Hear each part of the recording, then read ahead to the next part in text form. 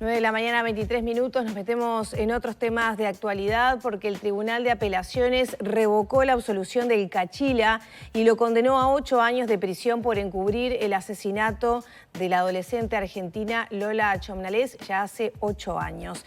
Para ampliar la información, entender de qué se trata esta instancia, es que recibimos al abogado defensor de la familia de Lola, el doctor Juan Raúl Williman, con quien también conversaremos otros temas. Bienvenido, doctor. ¿Cómo anda? Buen día, Lorena, ¿cómo andás? Bien, gracias. Bueno, ¿qué quiere decir este paso que se dio a propósito del Cachila?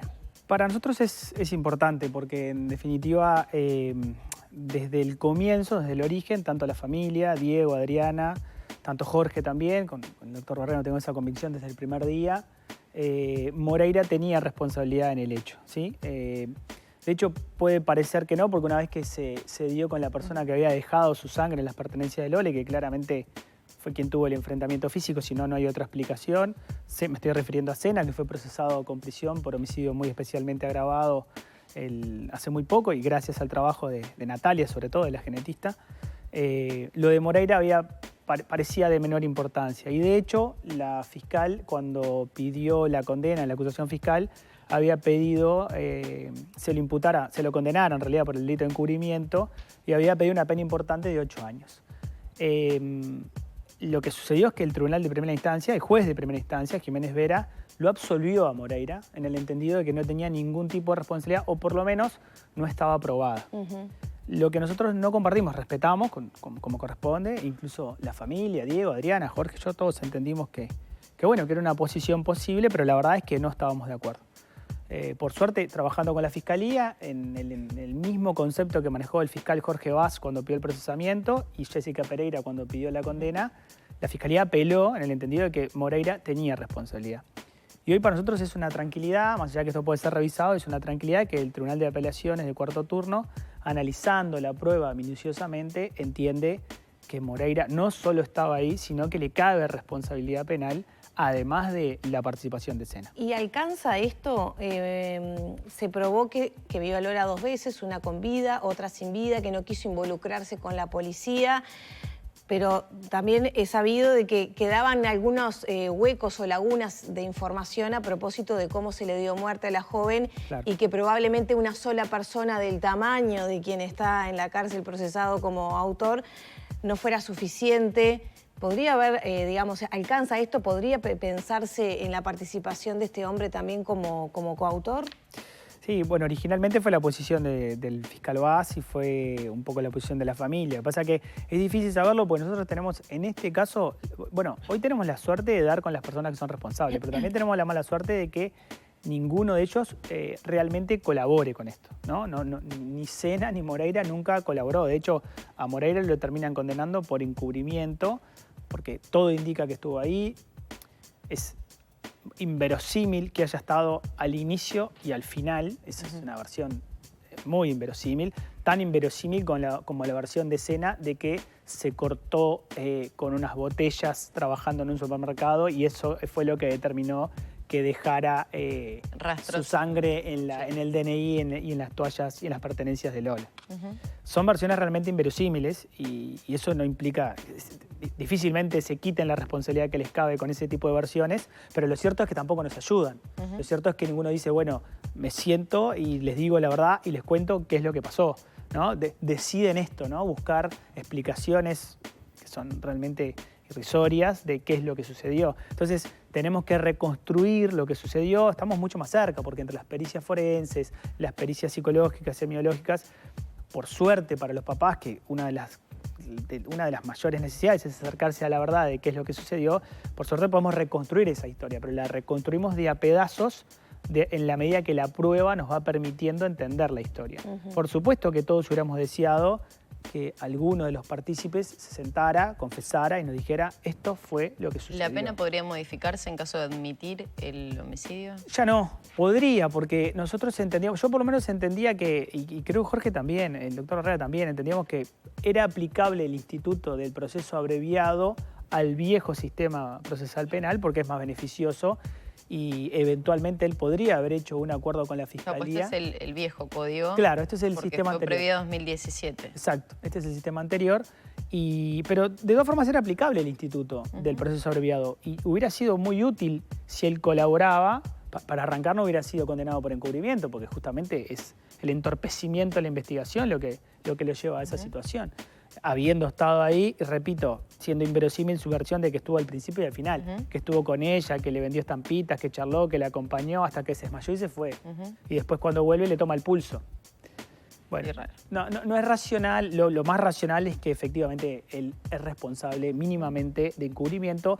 Si era algo más, si tuvo algún grado de participación, que es lo que originalmente se planteó, bueno, el tema es que son las pruebas las que permiten llegar a una u otra conclusión. Williman, el análisis de la evidencia ha sido fundamental en la primera determinación y en la del Tribunal de Apelaciones. ¿Eso es claro. el factor humano de cómo lee la evidencia? Sí, claro. En realidad la valoración de la prueba tiene cada vez estándares más rígidos, por suerte, en el sentido de que intenta ser lo más objetivo posible. O sea, no es que, si bien hay libertad para la valoración de la prueba y si bien es cierto que los jueces tienen independencia técnica y obviamente cada juez va a hacer su trabajo, yo creo que la diferencia sustancial entre la sentencia de primera instancia que absuelve y la sentencia de tribunal de apelaciones que condena es justamente la valoración que hacen de la prueba.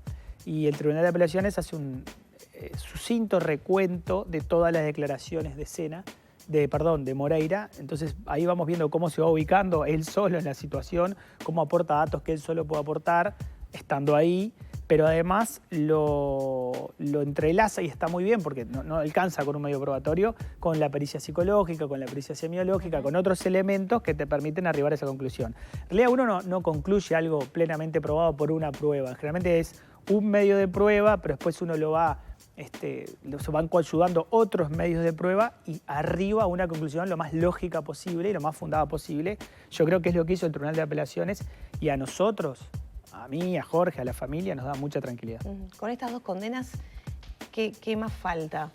Falta, porque en realidad esta es la condena de Moreira por encubrimiento. Y que no está firme. Que no está firme, que podría ser revisada por la Suprema Corte de Justicia si la defensa de Moreira presenta un recurso de casación. Es bastante más restrictivo ese recurso. En realidad nosotros tenemos una sentencia de primera instancia, que es un juez letrado y que la dicta. Tenemos una sentencia de segunda instancia, que es un tribunal de apelaciones. Claramente es la primera y segunda instancia, porque en segunda instancia el poder revisivo es pleno. En casación no es exactamente así, no es una tercera instancia. En realidad, para poder presentar este recurso tenés que fundarte en una errónea aplicación del derecho, pero la valoración de la prueba hoy se admite como una errónea aplicación de derecho. Así que, si bien es un instituto que no es una tercera instancia y está un poco más limitado, es harto probable que la defensa lo plantee cuestionando la valoración de la prueba. Por ende, la sentencia todavía no está firme y tenemos que esperar un poquito para Moreira. Y respecto de Sena no hay sentencia, lo que tenemos es un procesamiento, pero lo que pasa es que hoy se llama formalización en el sistema anterior de procesamiento, con prisión preventiva, que es absolutamente inescarcelable por el tipo de delito.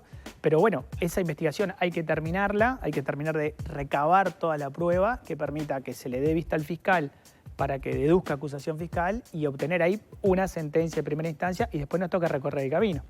Alguien va a apelar y eventualmente alguien va a casar. O sea que a estos papás y a nosotros todavía nos queda un tirón, pero que lo que pasa es que es muy distinto a cómo estábamos hace un año atrás. Sí, que no había nada claro, a tener. Sí, bueno, el cambió abogado mucho. defensor ya dijo que lo va a realizar. Que va a presentar la casación. Bueno, hay que ver si la funda bien y si ingresa. La Corte también rechaza recursos de casación porque no se han cumplido con los requisitos o con los presupuestos que el recurso exige. O sea que eso hay que esperar y ver en definitiva cómo se presenta, ¿no? Doctor, nos venía explicando cómo es este proceso, la cantidad de pruebas, el tiempo que lleva, etcétera, y hace pensar en otro caso que no tiene nada que ver, pero bueno, queríamos contar con su opinión. Se conocieron declaraciones de la doctora Fossati, ¿no?, la fiscal que está a cargo del caso Astesiano, a propósito de su justificación de por qué, resolver esta primera etapa con un juicio abreviado, ¿no?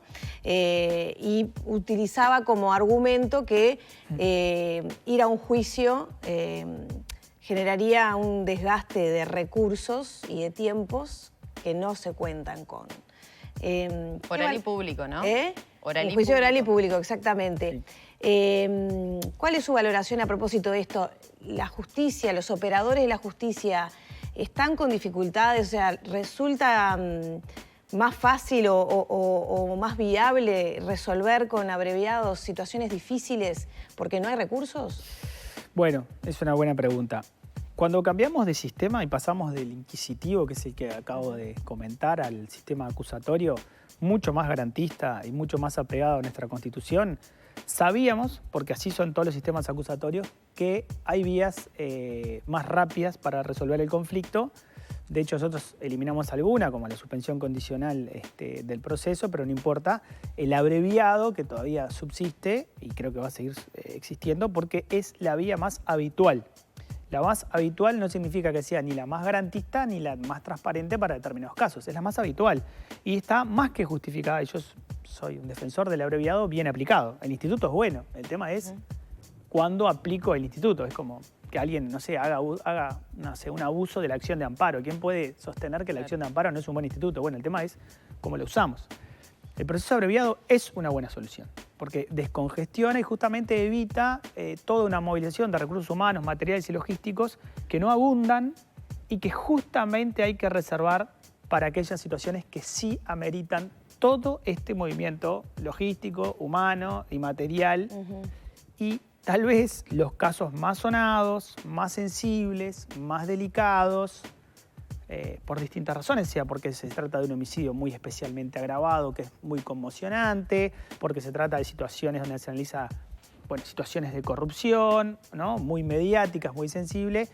Yo lo que he opinado es que creo que ese tipo de situaciones son justo las que justifican la movilización de todos esos recursos humanos, materiales y logísticos, porque obviamente la garantía y la transparencia que da un juicio oral y público no la puede dar nunca un proceso abreviado, en el que, como ya la mayoría de la gente sabe, no se diligencia prueba. Se recolectan evidencias de carpetas investigativas que lleva la Fiscalía adelante, pero son evidencias, no es prueba judicial. La prueba judicial se diligencia en juicio oral y público. ¿Qué diferencia hay entre la evidencia y la prueba? La evidencia es la que recolecta la Fiscalía en esta etapa de investigación preliminar y si se toma una declaración, de manera muy simple, se toma la declaración frente a la fiscal, se graba la declaración con su defensor, con la fiscal, pero no hay un juez ahí. O sea, cuando la diligencia es claramente en etapa investigativa porque no se hace con el auxilio del Poder Judicial. Es más, la diferencia es que si yo quiero que sea prueba, necesito, no sé, una prueba anticipada, se la pido al Poder Judicial y la declaración se toma ante el juez y con todas las garantías y ahí hay un examen, un contraexamen y además eso deja de ser reservado, que no es menor, para pasar a ser público, porque una de las garantías del sistema procesal penal actual es la publicidad. La publicidad es una garantía, pero no solo una garantía de control social, de control que hacen ustedes cuando van a un juicio oral y público y preguntan qué es lo que pasó, quién declaró, cómo es la sentencia, toda una serie de elementos que hacen a la transparencia del sistema y que hace que todos rindamos cuenta. Cuando me toca trabajar como abogado particular, no tengo que rendir mayores cuentas, pero si estoy trabajando para el consultorio y es absolutamente público, uno rinde cuentas. ¿Qué hiciste, qué no hiciste, con qué? Bueno, con recursos que son públicos y con cargos que uno ejerce en definitiva con un fin público. ¿Genera suspicacias del juicio abreviado en este caso? Lo que pasa es que con carpetas investigativas tan complejas y tan grandes, es más, las investigaciones preliminares pueden llevar hasta 2 años, ¿no? Y justamente esto está pensado para casos que así lo justifican, que yo pueda analizar con tiempo, con el tiempo suficiente, esa carpeta para, entre otras cosas, por ejemplo, definir cuáles son los delitos que imputo. Cuáles son, en definitiva, las conductas que yo puedo determinar esto es un delito. Cuando yo cierro una carpeta así y todas las evidencias y todos los hechos van a quedar alcanzados, salvo que haya una reserva, pero si no la hay en ese proceso abreviado, el trabajo terminó. Entonces, no creo que sea solo mi opinión, creo que otros operadores y parte de la academia seguramente piense lo mismo, porque es algo que hemos hablado, que justamente hay que elegir cuáles causas se llevan a juicio público, pero porque es el que ofrece mayores garantías y mayor transparencia. Para que la gente entienda, toda posible participación de Astesiano en esta red de pasaportes con documentos apócrifos ya quedó cerrado en este acuerdo. Sí, seguro cerrado porque de hecho la acusación fiscal inicia haciendo referencia al hecho de la colaboración en esos pasaportes, pero de hecho en ese delito, que es la suposición de Estado, no le imputaron ningún tipo de responsabilidad. Que quedó ahí como una figura de un facilitador, pero no hay responsabilidad. Se le imputan 4 delitos, se lo condena por 4 delitos y ninguno de suposición de Estado. asociación para delinquir, violación Tráfico de de secretos, tráfico. Sí, pero ninguno es el delito de suposición de Estado. La pregunta es, ¿pero quedó abarcado o se sigue investigando? No, respecto de él no, porque ahí nadie va a ser juzgado 2 veces por el mismo hecho. El hecho fue analizado, juzgado, se imputó, no se imputó, se condenó, no se condenó, pero esa carpeta investigativa respecto de ese imputado, si tuvo acceso a todas las evidencias y no hay reserva específica de ningún hecho que se va a decir, bueno, este hecho lo sigo investigando, se va a cerrar. Sí, podría aparecer nueva prueba y se lo podría condenar por otros delitos. Bueno, sí, es perfectamente posible que en otra fiscalía, no sé, lavado de activos, se analice su responsabilidad respecto al lavado de activos, pero ya son otros hechos. Y es otra imputación y es otra fiscalía. Fue un buen acuerdo entonces para Astesiano. Y seguramente por la magnitud de la carpeta y por los hechos que le podrían seguir investigando, por los delitos. Porque lo ve afuera, se le imputaba por 4 delitos, al final se sacaron algunos, pero se agregaron otros, no quedaría tan... No es tan claro, lo que sí me parece es que si logra cerrar un acuerdo con esos 4 delitos solamente y con una pena de 4 años y 6 meses, no creo que sea un mal acuerdo, porque si él logra cerrar realmente todas las evidencias que hay ahí, todos los hechos que hay ahí, no parece un mal acuerdo en ese sentido. No así es la pena, porque la reducción podría ser hasta de 1/3, ¿no? Dice el código, cuando uno hace un abreviado, si reconoce los hechos, la responsabilidad y acepta el abreviado. En todo caso, en la pena no mucho, porque el delito ontológicamente más grave que va a fijar la pena, por lo demás concurre, pero el más grave que va a fijar la pena es el de asociación para delinquir, que tiene una máxima de 5. O sea que ahí no hay gran diferencia entre lo que se podría haber conseguido en juicio oral y en proceso abreviado. Que fueron 4 años. Y 6 meses. Pero puede reducir hasta 1/3. Hasta 1/3. No significa que tenga que reducir 1/3. Eso es parte de la negociación. Hasta 1/3 podría reducir. Yo ahí elijo y negocio entre fiscalía y defensor. Eso pasa todo el tiempo. De esa eventual rebaja. Si la rebaja no es muy atractiva, ¿qué es lo que puede pasar? Que el defensor diga, no, prefiero irme a juicio.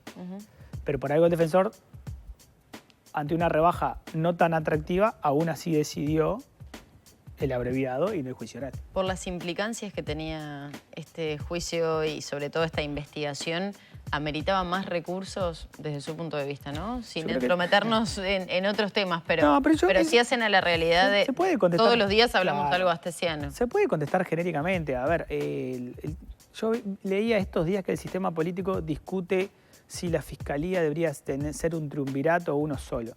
A mí me parece muchísimo, pero muchísimo más importante discutir si la Fiscalía y la Defensoría Pública cuentan hoy con los recursos materiales, económicos, humanos y logísticos para hacer la importantísima tarea que están haciendo. Porque tiene que ver con ustedes también, imagino. Por supuesto, porque el sistema de administración de justicia se ve absolutamente impactado por la capacidad y calidad de esos recursos humanos y materiales. O sea, que yo leía esa discusión y pensaba, pero estamos discutiendo triunvirato sí, triunvirato no, en vez de discutir, estamos con la cantidad de fiscalías necesarias, con la cantidad de recursos humanos, materiales y logísticos para que la fiscalía funcione como tenga que funcionar. ¿Qué necesita el sistema? Necesita una fiscalía fuerte, institucionalmente fuerte, orgánicamente fuerte, desde el punto de vista de recursos humanos y materiales fuerte, tanto como para no depender de nadie y que sea lo más apolítica posible. No es un órgano que tenga que tener ninguna vinculación política, todo lo contrario. Todo lo contrario, debería ser lo más alejada del sistema político y lo más alejada por un tema de garantías. Por eso, de hecho, se sacó del Poder Ejecutivo, Ministerio de Educación y Cultura, para pasar a ser un servicio centralizado. ¿Qué busca? Autonomía, porque eso es lo que nos da garantía. ¿Y qué la hace? ¿Qué le da más autonomía? Bueno, su fortaleza en recursos económicos, materiales y humanos. Si yo estoy mal de recursos económicos, materiales y humanos, y si la respuesta es no me voy a un juicio oral porque me faltan recursos, entonces la atención no tiene que estar en si va a haber un fiscal o 3. O 3. La atención es qué es lo que te falta para que hagas tu trabajo de la mejor manera. Y del otro lado, tendríamos que ver a la Defensoría Pública, porque obviamente que hay un porcentaje, muy poco, pero hay un porcentaje, y me incluyo, de abogados que trabajamos de forma particular en materia penal. Pero la mayoría de los casos penales los lleva adelante la Defensoría. Entonces la otra pregunta es, ¿y la Defensoría cómo está? ¿Está bien que está dentro del Poder Judicial? ¿Cómo está de recursos humanos, materiales y logísticos para enfrentar esta actividad que también es tan importante y que es la que da garantías. La última, ¿la norma debería cambiar para justamente establecer en qué condiciones se pueden hacer abreviados y en qué no? Por ejemplo, como usted decía, dependiendo de la alarma pública, de la gravedad del caso, etcétera, ¿debería estar establecido eso? Podría o no, porque eso es una cuestión de política criminal y es una definición de política criminal que podría perfectamente quedar en instrucción, porque si bien es cierto que los fiscales tienen independencia técnica, también es cierto que los rige un principio de unidad de acción, que indica que cómo actúa para que, si bien hay independencia técnica, yo no tenga resoluciones disímiles, una en Artigas y otra en Montevideo con casos similares. Entonces, para eso estaban las instrucciones generales, que también son muy criticadas, pero sin embargo te dan un marco y te dan una idea de cómo debería funcionar jurídicamente. Nadie está discutiendo la independencia técnica, pero sí la unidad de acción como criterio, como principio, porque la Fiscalía es una sola. Cuando trabaja un fiscal, no representa a la Fiscalía de tal turno, representa a la Fiscalía General de la Nación y creo que podría necesitar un cambio de norma o simplemente que establecido los parámetros para que los fiscales sepan en qué casos sí y en qué casos no. Y no creo que sea tan complejo y requiera de tanto cambio normativo. Muchas gracias, doctor. Por favor, un placer. Nos quedaron unos cuantos temas afuera que, bueno, ameritará esa cuenta de otro encuentro, entonces. Muchas gracias. Por favor. Cerramos por aquí la entrevista. Son las 10 menos 16 minutos, 9:44. Hacemos una pausa, enseguida volvemos con más Arriba Gente.